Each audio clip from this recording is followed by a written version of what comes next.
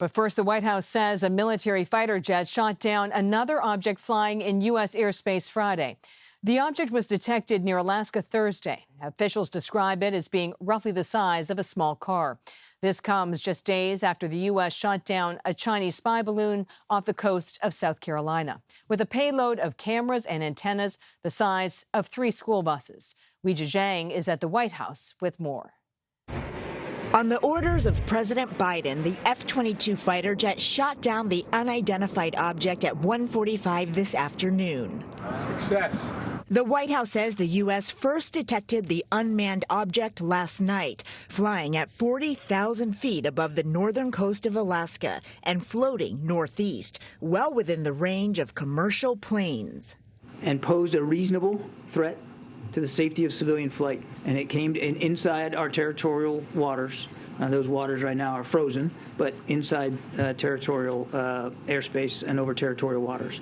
Pentagon officials said the latest object was shot down so quickly because it was over frozen water, making it easier to recover, and because its size would create less of a debris field. It was much, much smaller than the spy balloon that we took down last Saturday, roughly the size of a small car, as opposed to a payload that was like 2 or 3 buses size, right? Several military aircraft are now involved in the recovery effort off the coast of Alaska. The object reached U.S. airspace less than a week after the military shot down a Chinese spy balloon, which also entered over Alaska before making its way over several states in 7 days, prompting bipartisan backlash over how long it took. It's good news that they're on alert now. It still begs the question why they weren't on alert last week when the spy balloon flew into our airspace. Today, the U.S. announced it added Chinese firms connected to Beijing's surveillance balloon program to an export blacklist, so they won't have access to technology or goods from the U.S. The White House says it has not reached out to China about that latest object that was shot down. Catherine? Weijia Jiang, thank you. Earlier, we spoke with former Defense Secretary Mark Esper. Just for some context, are there sensitive U.S. government installations in this region that might be of interest to an adversary like China? Oh, well, sure. I don't know the exact locations. And what's different about this object that entered the airspace today is it came in from the north, as compared to the Chinese spy balloon that came in from the southwest along the Aleutians last week. But in Alaska, we have, our anti-ballistic missile interceptor site. We have Army bases. We have Air Force bases. We have a lot of military personnel up there. So, yes, there are things to see and learn about if it is indeed a surveillance balloon. I think we need to, withhold judgment here. There's some things here that we should wait and see and learn what DOD finds out once they have a chance to secure the site, recover the debris, and get it back and have the forensics done. This may end up being some type of weather balloon or scientific experiment or climate research. Who knows? But I think we need to withhold some judgment first. As Secretary of Defense under President Trump, did you have good fidelity on China's use of balloons for intelligence gathering? Well, clearly not, because we didn't learn that they were using these balloons until after the Trump administration left. That's according to this administration. So I was surprised last week when this first was announced about the Chinese surveillance balloon that was hovering above Montana, and of course, eventually made its way to the East Coast. So it is pointed out, as announced by the head of Northern Command, General Van Herk, that we have gaps in our air defense picture, and those need to be closed. And I hopefully they've already taken action to do so.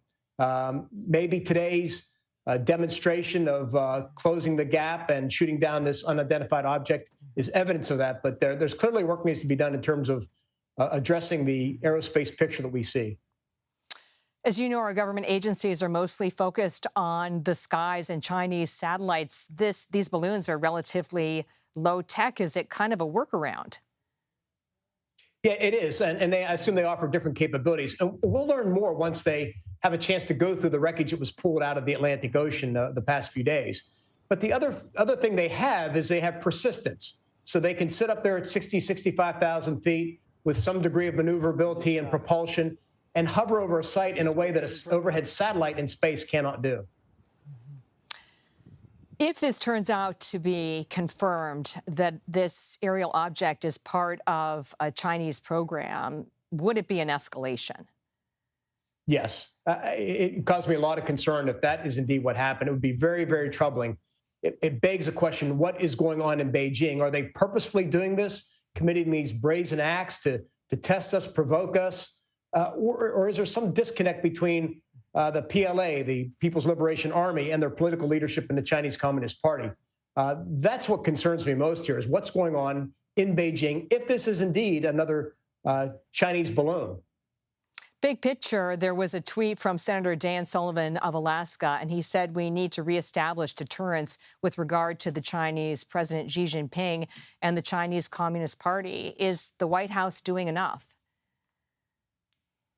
Well, I don't think they did enough on the front end. I mean, clearly they did the right thing by shooting it down eventually as it entered the Atlantic Ocean. But we should have shot this spy balloon down as soon as it entered United States airspace in the Aleutians, and certainly over Alaska. And I think that, said something to the Chinese about either our ability to technically detect the system or the political will we have to shoot it down. And I think that's what Congress needs to discover in the coming days as they hold hearings, is to find out, what did we know? When did we know it? What was recommended? And why was the decision made to not shoot the balloon down until after it traversed the United States? All these are things that I'm sure the Chinese are asking as well. Mark Esper, thank you. Thanks, Catherine.